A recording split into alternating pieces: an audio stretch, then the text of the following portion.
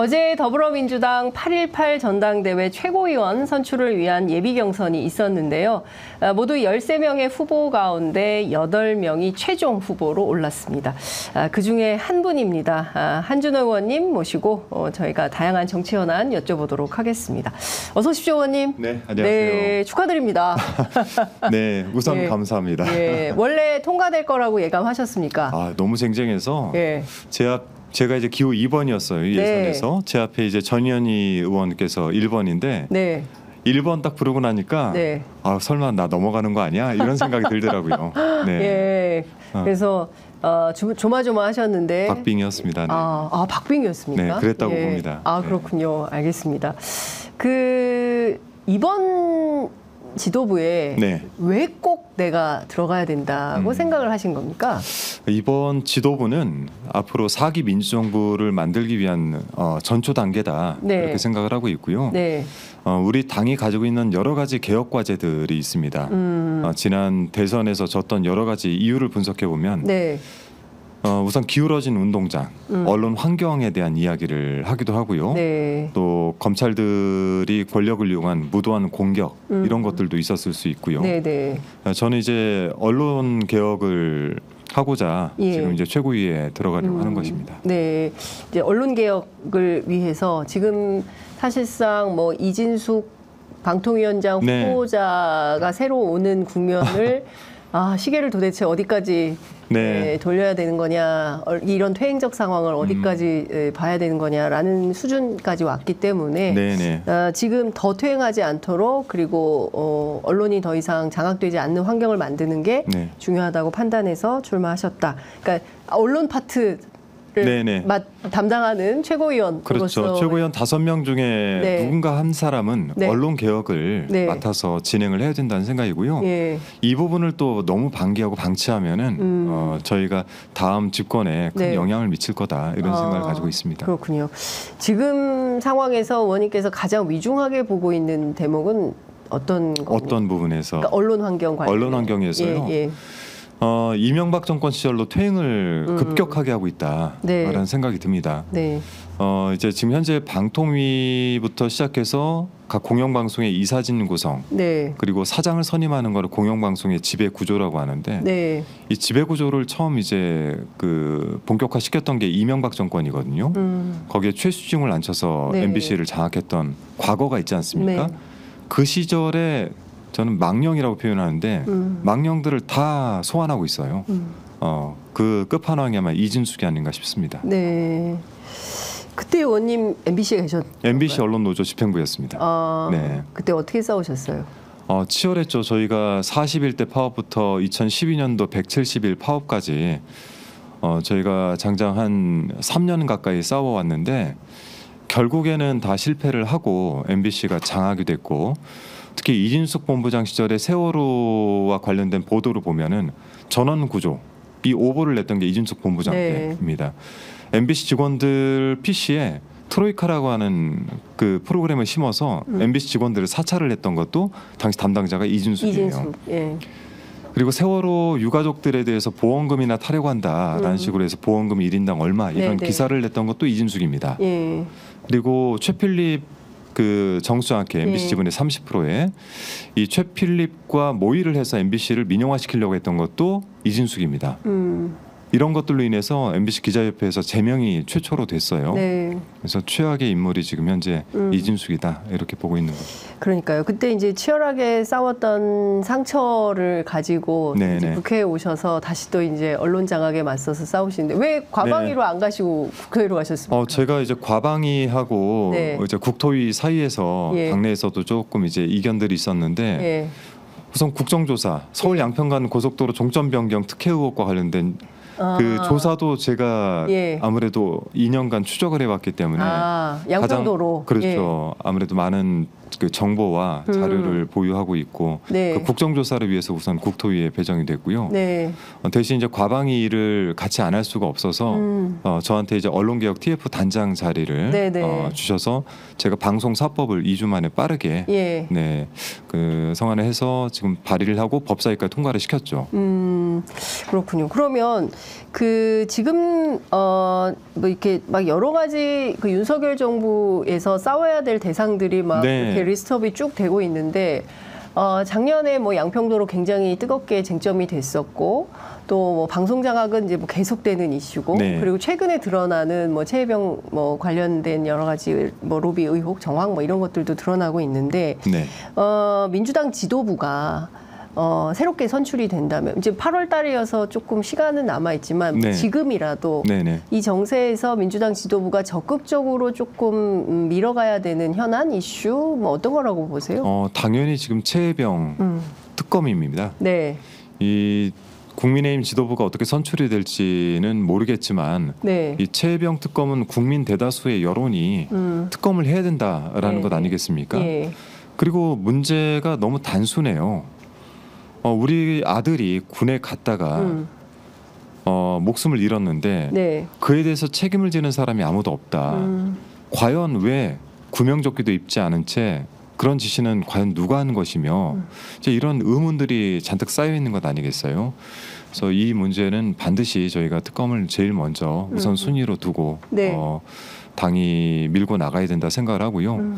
그 과정 중에 이제 국조를 해야 되는 사안들은 네. 저희가 국조를 병행을 하면서 가야 된다. 특검은 또 특검대로 예. 별도로 만들면 되는데 예, 다만 이런 특검이 이제 두 가지 방법이 있지 않습니까? 예. 그 사건에 대해서 상설 특검을 두는 방식이 있고 네네. 네, 법안을 통해서 예. 저희가 임시로 두는 특검이 하나 있는데 예, 지금 이런 사안들 같은 경우는 상설 특검으로 가도 된다라는 입장입니다. 그렇군요. 근데 국민의힘이 워낙 거세게 반발하고 있어서 이 민주당 주도로 네. 그냥 밀어붙여야 된다 이런 판단 하십니까? 국민들께서 그러라고 이번 총선에서 이러한 예. 의석수를 주신 게 아닌가 싶습니다. 예, 그 이제 앞서 그 박주민 의원께서도 말씀하셨는데 규칙을 네. 바꿔야 되는 측면이 있고 이거 국회 운영위원회에서 통과를 시켜야 되는데 네. 뭐 그러면 이제 그 뭐 국회의장이나 이런 뭐 절차 없이 바로 그냥 되는 건가요? 그 부분은 이제 저보다 예. 박주민 의원 훨씬 전문가일 텐데 네, 지금 이제 특검이나 탄핵이나 이런 부분들, 그러니까 저희가 미국 사례를 많이 드는데 미국에 비해서 네. 국회의 역할들을 많이 축소시켜 놓은 경향이 좀 없지 않아 있습니다. 우리 네네. 대한민국 내에서는. 그래서 이런 국회 권한이 조금 더 국민들께 합당하게 강화가 좀 돼야 행정부를 견제할 수 있지 않을까라고 네. 생각은 하고 있습니다. 네. 이것 좀 여쭤보겠습니다. 앞서 이제 언론 정상화 4법 목요일 본회의 열어서 처리하는데 네, 계획이라고 하는데 계획이죠. 네네. 열리겠습니까? 뭐 의장의 의지에 달려 있지 않겠습니까? 예. 네. 그러니까 의장님의 의지에 따라서 네네. 이게 통과는 될 걸로 전망을 하시나요? 근데 당신께서 이제 이야기를 하신 네. 바가 있기 때문에 예. 이거를 더 이상 미룰 수가 없는 게요. 예. 지금 현재 8월 12일이 되면은 박문진 이사 교체가 됩니다.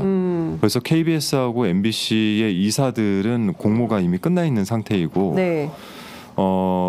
그 절차와 관련된 거는 김홍일 방통위원장 때 의결을 해놓고 도망을 가지 않았습니까? 네. 이준숙이 들어오자마자 그거부터 처리를 하려고 할 텐데 네. 그 전에 방송사법을 통과시켜 놓지 않으면 저희가 이와 관련해 가지고 문제에 대해 문제를 이렇게 지적을 할 수 있는 방법이 별로 없는 거예요. 네. 그래서 방송사법은 지금 더 끌 수 있는 시간이 남아있질 않습니다. 의원님 제가 좀 잘게 좀 쪼개서 하나하나 여쭤보도록 하겠습니다. 네. 일단 국민의힘이 방송사법에 대해서도 만약에 본회의가 열리면 필리버스터를 하게 되겠죠. 네네. 네, 그러면 필리버스터를 한다 하더라도 24시간이 지나면 지난번과 마찬가지로 끊어야죠. 또 이제 강제 종료를 하고 또 본회의장이 또 이제 막 그 아수라장이 네네. 되겠죠. 이 진통을 또 한 번 다시 겪어야 되는. 그건 뭐 각오를 해야죠. 예, 네. 그런 상황이다. 네. 계속되는 상황이네요. 일단 그리고 네. 또 하나는 지금 국회 과방위의 주요 현안 중에 하나가 네. 이제 이진숙 방통위원장에 대한 탄핵 관련된 거 아니겠습니까? 이진숙 위원장에 대한 탄핵 문제는 어떻게 보십니까? 저는 탄핵을 충분히 시킬 수 있다라고 봅니다. 우선 방통위가 현재 2인 체제로 가는 데는 네, 뭐 그들의 이야기와 전혀 다르게 국민의힘이 의도를 했다고 저는 보고 있어요. 그러니까 임기가 남아 있는 한상혁 방송통신위원장을 네. 네, 해임을 시켰죠. 네. 그리고 두 번째는 최민희 의원을 저희가 그 국회 몫으로 추천을 했는데 네. 법제처에서는 이에 대해서 어떤 의견도 주지 않고 뭐 결격 사유가 있다고 하는데 그거에 대해서 제대로 밝히지 않았지 않습니까? 네, 네. 저희가 입법조사처에 물어보니까 결격 사유가 없다라고 했는데도 불구하고 6개월을 끌었어요. 즉 우리는 2인 체제를 고수해서 가겠다. 근데 이 2인 체제가 그 회의록을 한번 얻어서 보시면은 네. 가관입니다. YTN 매각 때 회의가 어떻게 이루어지냐? 네. 담당 과장이 제안 설명을 하고 예. 이상익 위원이 네. 이를 거의 똑같이 읽습니다. 그리고는 김홍일 위원장이 이의 있습니까? 없죠. 결정이 되는 겁니다. 예. 이런 지금 체제를 유지를 하고 싶은 거예요. 예. 이준숙 같은 경우에는 이제 방통위원장이 된다면 네. MBC 박문진 이사 선임과 관련돼서 재척 사유가 생기는 겁니다. 재척 사유가 생길 때는 네. 깊이 회피를 해야 되는데 네. 다만 방통위법상 재척 사유에 해당되더라도 방통위원들의 의결로 네. 되기 때문에 예. 본인이 그거를 올리지 않고 재척 사유에 해당되는데도 불구하고 의결을 할 경우에는 문제가 네. 생기겠죠. 네. 그러면 최고위원이 되시면 이진숙 탄핵부터 즉각적으로 처리하시겠습니까? 바로 해야 됩니다. 예. 네. 예. 그 사람의 과거 행적이 네. 결국엔 앞으로 할 행동인데 네.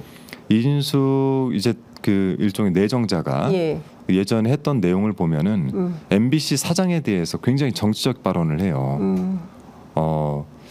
그래서 뭐 MBC 사장은 이러이러한 사람이 돼야 된다라고 네. 이야기하는 것이 굉장히 정적 발언이에요. 제가 네. 워딩 자체가 완전히 기억이 나진 않는데 네. 대략. 대략적으로 MBC는 민주당이나 또는 좌파 편향적인 그런 사람이 돼서는 안 된다. 예. 기존의 MBC는 그렇게 해왔다. 뭐 이제 이런 발언을 하는데 예. 그렇게 따지면은 지금 현재 방통위원장은 정치적 중립을 지켜야 되는 의무가 있음에도 불구하고 본인 자체가 굉장히 그 극우 성향의 정치인이지 않습니까? 네, 뭐 미래통합당 출신으로 대구시장까지 출마했었으니까요. 예. 정치인이 방통위원장에 들어간다는 것도 해괴한 일이지만, 예, 역사상 없던 일이죠. 그럼요. 예. 그러한 뭐 편향적인, 그것도 굉장히 극우적인 성향을 가진 사람이 그런 생각으로 MBC 사장을 임명하려고 들 텐데 그렇게 따지면 지금 현재 MBC 사장 임기가 1년 반 이상 남아 있을 텐데 그 사장을 해임하려고 들 겁니다. 네. 지난 2010년 때처럼. 근데 지금 뭐 딱히 이 MBC 사장의 해임 사유를 찾기는 어렵다. 경영상으로도 네. 뭐 적자가 아니고 네. 뭐 그다음에 뭐 시청률이나 신뢰도나 뭐 이런 측면에서 보기에도 네. 뭐 성과가 나쁘지 않고. 두 가지가 있을 것 같아요. 하나는 예. 2010년 상황을 한번 보면 예. 2010년 때 MBC 사장을 예. 잘라낼 때 최시중 위원장 체제였었는데요. 네. 그때 MBC 직원들은 박문진이 뭔지 잘 몰랐어요. 예.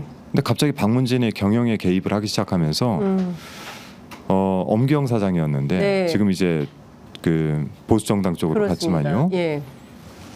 MBC가 주식회사입니다. 공영방송이긴 하지만 네. 그러면 주주총회를 열어서 사장 해임을 의결하면 그냥 해임이 끝나는 되는 거예요? 겁니다. 와. 그렇게 네. 압박을 한 거예요. 예. 지금도 마찬가지예요. 그래 예. 방송사법에 저희가 이유는 만들기 마련이다 이런 겁니까? 그러면 지금 예. 방송통신심의위원회를 통해서 MBC에 벌점을 쌓아가고 있죠. 예. 이것도 이유가 될 수 있습니다. 재승인이 아마 12월인가 그렇게 될 텐데요. 네. 재승인 심사 예. 과정 내에서 네. 이거를 압박해서 사장에게 해임을 예. 권고할 수 있고 해임을 의결할 수 있다. 저는 그렇게 판단하고 있습니다. 그러면 그 MBC 사장 전에 이진숙 방통위원장이 먼저 이제 돼야 되는데 네. 그 인사청문회 일정이 지금 아직 안 잡힌 거죠? 정해지진 않은 걸로 알고 예. 있습니다. 네. 그러면 인사청문회 와 상관없이 대통령은 임명장을 주겠죠. 완전히 무력화 지금은 돼버렸으니까. 이진숙을 썼다는 그 카드를 썼다는 거는 네. 명확해요. MBC를 민영화 시키겠다. 민영화. 예. 그러면 이게 가장 큰 목적일 거라고 생각을 합니다. 근데 지금 보면요, KBS도 그렇고 또 YTN도 마찬가지고 그리고 또 MBC까지 민영화를 시키겠다고 하면 결국 윤석열 정부 하에서 공영방송은 사라지게 되는 거 아닙니까? 그러니까 이게 예. 아마 8년도에서 2010년 사이에 있었던 건데 네. 그때 14일랩 그 방송사들이 종편이 나올 것을 예상하고 네. 14일랩을 주장할 때가 있었는데 그때 14일랩에서 1공영 다민영 체제를 주장을 했었습니다. 네. 아마 이번에도 1공영 다민영을 주장을 하면서 KBS를 공영이라고 지금 할 수 있습니까? 지금 이제 국영 국영 네, 뭐 그거보다 더한. 네. 근데 이제 윤석열 정부에서는 그렇게 하겠죠. 공영방송은 하나면 된다. 세계적으로 대부분 다 그렇게 일공영 체제를 유지를 네. 많이 하고 있기 때문에 예. 일공영 체제를 유지하고 나머지는 민영방송으로 가는 것이 맞다. 그게 훨씬 더 국민을 위해 좋다. 이런 네. 주장을 하게 되겠죠. 그런데 민영화를 시키려면 이게 법안을 바꿔야 그럼요. 되지 않습니까? 그럼요. 그러니까 사실상 MBC를 민영화하는 것은 쉬운 일은 아닙니다. 예. 다만 그 과정을 거치면서 예. MBC를 큰 분란에 빠뜨리겠죠. 예. 네. 그러니까 2010년에 있었던 국정원의 네. 그 MBC 장악 시나리오 예. 그 문서 이름이 2010 MBC 정상화 전략 예. 이렇게 돼 있는데 및 계획 이렇게 돼 예. 있는데 그 주요 내용이 두 가지인데 하나는 이사진들을 말 잘 듣는 사람들로 바꾸고 두 번째는 기자나 PD들을 사찰해서 이 사람들이 말을 잘 듣지 않으면 다른 데로 쫓아내는 데 있습니다. 네. 네. 그러니까 민영화를 하기 위해서는 회사를 팔기 위해서는 굉장히 중요한 게 있잖아요. 예. 구성원들. 네. 구성원들의 의사가 굉장히 중요하죠. 그렇죠. 예. 그리고 이제 어쨌든 회사를 팔기 좋은 형태로 만들어야 될 것 아닙니까? 네, 그런 과정의 일환으로 또 순치 작업을 들어갈 것이다. 네. 네, 이렇게 생각합니다. 한겨레 보도에 따르면 2014년도 MBC 대표이사 지원할 때 경영 계획서를 냈는데 네. 거기에 이제 노사관계 재정립 방안을 쓰면서 네, 노조 탈퇴 종용, 네, 네, 네. 예, 활동 제약, 뭐 이런 아주 구체적인 방법들, 네. 그다음에 내부 심의 문책을 강화하겠다. 네. 그러니까 사실상 노조 파괴 전략 같은 것을 경영 계획서에 제출을 했다는 그럼요. 건데요. 네. 예. 그러니까 기본적으로는 근데 이분 MBC 기자 출신 아닙니까? 굉장히 기자 출신이죠. 그러니까 굉장히 국민들에게 인기가 많았던 종공 기자로 유명했었죠. 중동 전문 기자 네. 막 그 후배들로부터 존경받는 선배 아니었습니까? 뭐 존경까지는 잘 모르겠지만 네. 그 특종을 하고 종공 기자라고 한다면 선망의 대상은 될 수 있겠죠. 네, MBC 안에서. 그런데 김재철 사장 이후에 여러 보직들을 거치면서 그가 했던 행동들을 보면은 네. 말씀드린 대로 직원들을 사찰하고 의도적인지 아닌지는 모르겠지만 어쨌든 대단히 큰 오보를 내고 네. 그리고 부당 정보 같은 그 국정원의 시나리오를 이행을 하고 네. 뭐 이런 짓을 했단 말이에요. 네. 네, 그래서 뭐 존경받는 기자는 아니고 MBC 기자협회로부터 제명이 됐습니다. 막판에 네. 예. 근데 그러니까 그 막판에는 후배들한테 기자도 아니다 이런 평가를 받은 거네요. 대전 MBC에서는 구성원의 90%로부터 네. 나가라는 얘기를 들었어요. 그 작년에 보수단체가 주최한 토론회가 있었는데요. 네. 거기에서 앞서 말씀 주신 대로 차기 MBC 사장은 중립적인 인물은 안 되고 투사가 와야 되는데 네. 중립적이라고 꼽은 매체가 조선일보다. 예, 어떻게 보십니까? 그러니까 성향이 극우적이라니까. 예. 이진숙 씨는 예. 굉장히 극우적인 성향이고 네. 당시 이명박 때 저희가 좌파와 우파를 가를 때 보면은 네. 우측에 서지 않으면 좌다. 네, 우측에 서지 않는 것은 좌다. 이런 정의들을 가지고 있었단 말이죠. 지금 이제 이진숙이라는 사람도 딱 그때 그 시각과 그 생각을 그대로 가지고 있습니다. MBC 구성원들 좀 만나보시죠, 후배들. 네, 지금 현재 노조위원장이 네. 제 동기예요. 어떤가요? 그때처럼 다시 싸울 결심을 하고 있습니까? 얼마 전에 MBC 마당에서 네. 저희도 이제 그 라이브로 보여드리기는 했는데요. 네, 저도 갔었습니다. 예, 의원님도 오시고 굉장히 많은 시민들이 이제 참석을 해서 지켜주면 더 좋은 친구, 네. 문화방송 뭐 이렇게 캐치프레이즈를 걸고 이제 프로그램을 진행을 했는데 사실은 밖에서 이렇게 이야기하는 것도 중요하지만 사실 MBC 구성원들이 얼마나 적극적으로 네. 이 문제를 받아들이고 싸울 결심을 하느냐 이것도 중요한 거 아니겠습니까? 그럼요. 근데 MBC 내부는 좀 어떤 것 같으세요? 동력은 때가 되면 올라온다고 봅니다. 저도 이제 노조 집행부를 해봤던 입장이고 네. 이명박 정권이 들어서서 그 서슬퍼렇던 그 시기에 네. 노조 집행부로 들어가라고 했을 때 제가 불과 6년 차였거든요. 네. 네, 그때 들어가면서 겁났어요. 파업도 해야 되고 잡혀갈 것 같기도 하고 쫓겨날 것 같기도 하고 그 와중에 노조 집행부들이 앞장서고 싸워나가고 명분이 명확하다라고 한다면 구성원들이 마다할 이유가 없다라고 생각하고요. 저희가 지난 170일 파업 때는 월급을 못 받기 때문에 대출을 받아가면서까지 저희가 투쟁을 했었거든요. MBC는 그것이 또 오래된 전통이고 또 공영방송을 지켜야 된다라는 생각들이 뭐 머릿속 깊숙이 있기 때문에 저는 충분히 그런 동력은 끌어올릴 수 있다라고 봅니다. 다시 파업하게 될까요? 지금 상황은 그렇게 좀 내몰리는 경향이 없지 않아 있습니다. 그래서 그 콘서트 때 이름이 지켜주면 더 좋은 친구처럼 네네네. 제게도 이제 국민적인 관심들이 전해지고 있어요. 예. 이번에 꼭 저희 최고위에 들어가서 MBC 장악을 막아달라 이런 말씀들도 많이 하고 계시는데 네. 국민 여러분께서 관심을 좀 많이 가져주셔야 됩니다. 지금 현재 볼 수 있는 방송이 그거밖에 없다. 네. 이렇게 말씀들 많이 하시니까요. 예, 그러니까요. 국민적 관심이 좀 필요하고 이런 이진숙 후보의 주장은 어떻게 보십니까? 민주당 때문에 지금 방통위가 2인 체제로 운영이 되고 있는 것이다. 빨리 네. 추천해라야 방통위원들을. 그러면 네. 빨리 5인 체제를 만들어서 정상화하자. 근데 민주당 일부에도 그런 주장하시는 분들도 계시다고 들었습니다. 그러니까 두 가지 측면인 거예요. 말씀드린 대로 지금 2인 체제를 만든 건 국민의힘입니다. 네. 기존에 있던 위원장을 내쫓고 저희가 추천한 사람은 이유 없이 계속 맡고 있고 네. 저쪽은 이제 명분 쌓기라고 봅니다. 아유 나는 해줄 건데 우리는 네. 해줄 건데 너희가 안 내는 거야.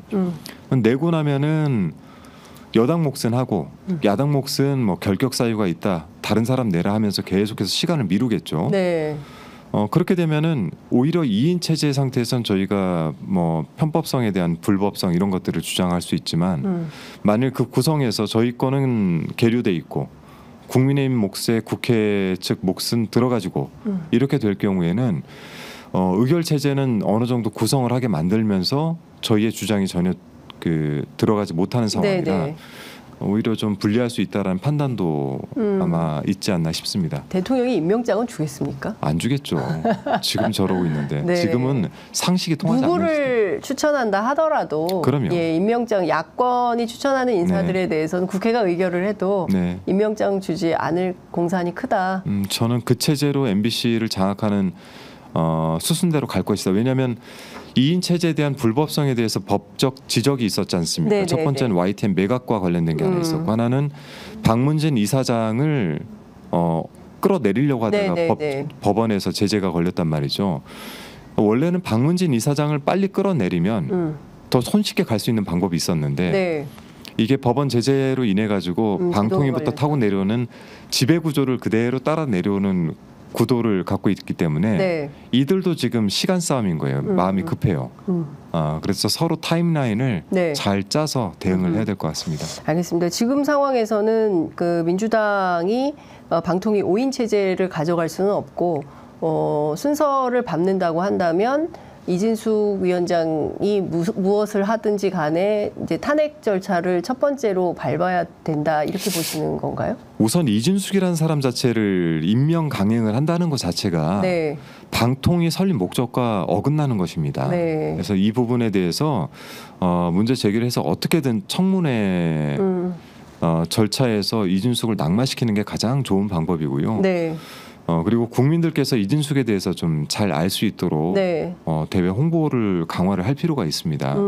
이 사람이 전에 했던 행동들과 말들만 보더라도 방통위라는 곳에 갈 수 있는 사람이 아니에요. 그러니까요. 네. 5.18 폄훼한 그럼요. 것은 뭐 너무 그런 보수 인사들이 많으니까 네네. 그런다 하더라도 호남 분들을 향해서 홍어족이라고 홍어족, 네네. 지칭한 데에 대해서 좋아요를 전직 언론인 출신이 네. 깜짝 놀랐습니다. 근데 그런 거 그다음에 서울의 봄 영화를 네. 이제 좌파 영화로 딱 이렇게 낙인을 찍고 말씀드렸듯이 전두환, 네. 머릿속에 지금 들어있는 거는 우측 극우로 오지 않으면 다 좌파. 좌다.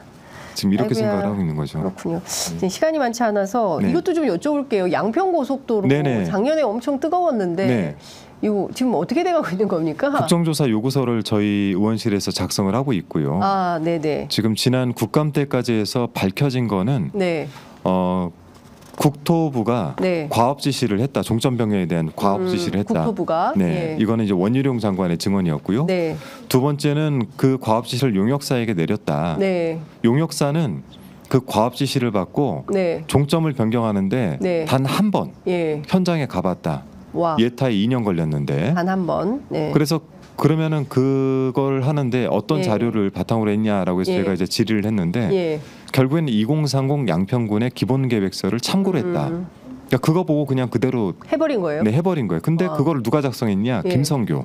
아, 전 의원. 네, 그 지금 현재 정치자금법 의원. 위반으로. 그렇죠. 예. 다시 들어왔죠. 이번에 아. 22대 다시 들어왔는데 와, 이분이 다시 들어왔군요. 네, 그 사람이 원 종점으로 예타가 진행되고 아니, 있는 상황에서 의원직을 박탈당했는데 어떻게 다시 들어올 수가 있죠? 그때는 회계 책임자가 아, 회계 책임자의 예, 예. 문제로 의원직을 놓았기 때문에 네. 출마에는 문제가 없었던 네네네. 건가요? 그래서 지금 다시 들어와 있습니다. 야, 그럼 혹시 그분이 국토위입니까? 국토위로 온다는 설이 있었는데 네. 지금 현재 국토위는 아닙니다. 아, 그렇군요. 이해충돌 문제가 있을 수 있을 것 그렇죠. 같아서요. 예. 그래서 그 김성교 의원을 네. 국정감사장에 세워야 됩니다. 왜 그때 당시는 종점이 예타가 진행되고 있는데 예, 예. 강상면 쪽으로 종점을 그려놨냐 그쪽에다가 그리고 왜 이것을 용역사가 어떻게 받아서 하루만 종점 현장을 가보고 네. 종점 변경을 해서 국토부에 제출하고 국토부는 왜 이걸 이행을 하려고 했느냐 이것만 꿰어 맞추면 네. 지금까지 있었던 의혹의 예. 상당수가 해결이 된다라고 보고 그렇군요. 있습니다. 이 문제에 대해서도 이번 그 대통령 탄핵 청문회에서 이 내용이 좀 다뤄지게 됩니까? 26일, 15일 이틀간 진행이 되는데요. 지금 현재 이제 김건희 특검을 준용해서 본다면 네. 지금 내용들은 들어가야 됩니다. 왜냐하면 제가 병산리에 있는 김건희 여사 일가의 땅에 네네네. 대해서 종점 변경 이전 1년 전에 네. 국정감사에서 질의를 해서 찾아낸 적이 예. 있어요. 그때 대통령실이 바로 입장문을 냈습니다. 요즘 같지 않고. 네. 첫 번째 요지는 그곳은 선산이다. 네. 선. 두 번째는 선산을 관리하기 위해 일부 형질을 변경했다. 예. 근데 그거 두 개가 다 거짓말로 그렇죠. 밝혀졌습니다. 예. 때문에 이러한 대통령의 거짓 해명에 대해서도 사실 하나하나 다 밝혀내야 되겠죠. 아, 정말 양파 정부인가? 아, 라는 생각이 들 정도로 까도. 예, 계속 의혹이 좀 나오고 있는 것 같다라는 생각이 좀 듭니다. 그 19일 날 있을 네. 국회 청문회 상당히 많은 국민들이 또 기대 속에 지켜볼 걸로 전망이 되는데요. 네. 민주당 지금 준비가 잘 되고 있습니까? 어떻게 보고 계세요? 뭐 충실히 준비하고 계실 겁니다. 지금 예. 의원 구성원 한 분 한 분 자체가 네. 상당히 지금 전투력이 올라와 있는 상태라 네. 굉장히 철저하게 준비를 하시는 걸로 알고 있습니다. 그렇군요. 그 지난주 금요일 날 굉장히 충격적인 장면이 있지 않았습니까? 대통령실 공무원들이 김건희 여사 등 국회 그 대통령실 관계자들에 대한 청문회 출석 요구서를 그냥 땅바닥에 놓고 가버렸습니다. 네. 그래도 명색이 국회 법사위원들이 현장에 네네네. 갔는데 네. 대통령실에서 이제 그런 방식의 태도를 네. 보였고 직무유기 직권남용으로 다 고발해야 된다라고 이제 그 박주민 의원 얘기를 하는데 실제로 지도부가 그렇게 해야 된다고 보십니까? 어떻게 대응해야 된다고 보세요? 당연하죠. 지금 이제 국회의 권위가 네. 대통령실로 인해서 상당히 많이 무너져 내린 상태입니다.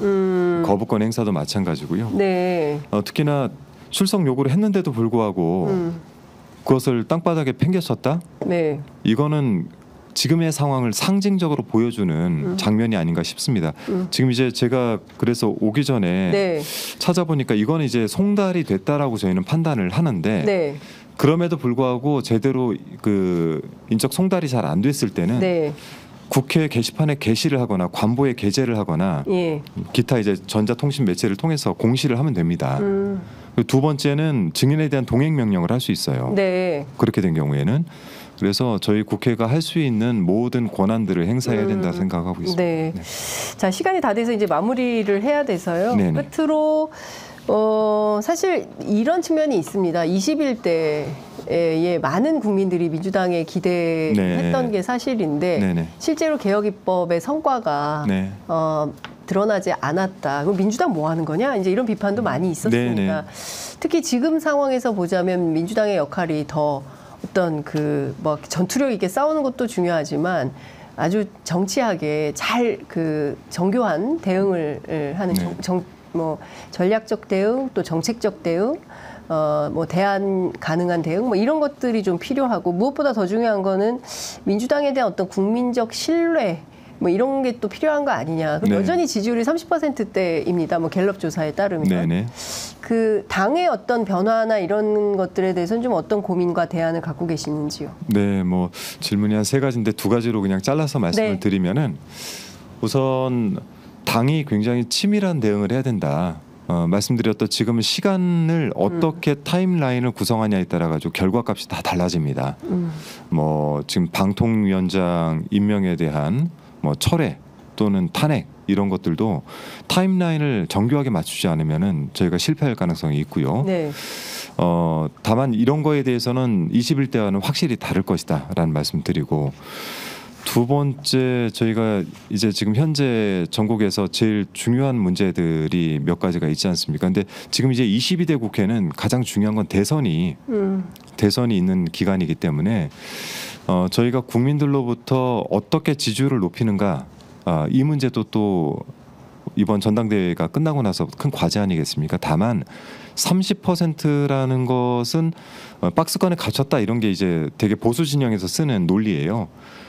근데 민주당을 지지하는 분들이 선거 이후에 지지율이 30%면 저는 결집이 상당히 됐다 이렇게 판단하고 있습니다. 이 결집도를 좀 더 높이는 한 4, 5%포인트 정도 높이는 게 이제 다음 지도부의 역할이고 이 높여진 지지율을 통해서 지방선거를 통해서 위원을 좀 확장하고 대선까지 가야 되는 전략을 좀 치밀하게 짜야 되겠죠. 네, 알겠습니다. 네. 지금 생각해 보니까 인천공항에서 저희가 인터뷰를 했었네요. 아, 네 맞습니다. 런종섭 사태 때, 네, 그때 새벽에. 새벽에, 밤중에 막 이렇게 했었던 것 같습니다. 하여간 지금 뭐 긴 레이스가 8월까지 진행이 될 텐데요. 네. 저희가 중간 또 모셔서 말씀을 좀 듣는 기회를 마련하도록 하겠습니다. 네, 고맙습니다. 예. 뭐 끝으로 한 30초 뭐 마무리 발언 말씀 듣고 마무리할까요? 네. 제가 하얀 카메라 보시고. 네. 이번 최고위원 예선에서 살아남은 한준호 의원입니다. 저는 이제 MBC에서 2008년부터 10년간 언론 장악에 맞서 싸웠던 언론 노동자 출신입니다. 저희가 4기 민주정부를 만들어내기 위해서는 이 검찰 개혁의 문제와 언론 개혁의 문제 두 가지가 있는데 그 언론 개혁의 적임자로서 한준호가 선봉에 서고 싶다 이런 말씀드리고 5명의 최고위원 중에 꼭 언론 개혁의 몫으로 한준호를 선택해 주시기를 좀 부탁의 말씀 간곡하게 드리겠습니다. 네, 오늘 말씀 잘 들었습니다. 네, 고맙습니다. 고맙습니다.